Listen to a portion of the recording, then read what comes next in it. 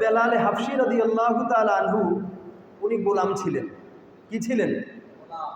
পৃথিবীতে মানুষ গোলাম হইতো তিনটা পদ্ধতিতে। কয়টা পদ্ধতিতে? তিন পদ্ধতিতে। এক নম্বর ছিল এটা, কেউ কাউকে জোর জবরদস্তি করে গোলাম বানাইত।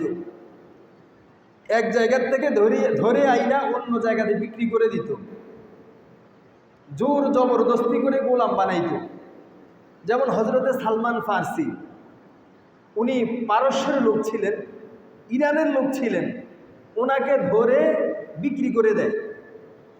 আবার কিছু লোক ছিল মা বাবা গোলাম, তারপরে এই ছেলে, এদের সংসারে যে ছেলে মেয়ে, এটাকে গোলাম বান্দি হিসাবে বিক্রি করে দিত।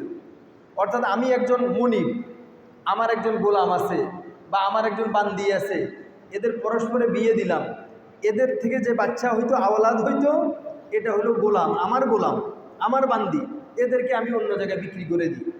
এমন একটা প্রথা পৃথিবীতে ছিল। হযরত বেলাল ছিলেন এমন গোলাম, ওনার বাবা মা ছিল গোলাম, এজন্য উনি গোলামের খুব গোলাম হয়েছেন। বুঝে আসছেন? গোলাম।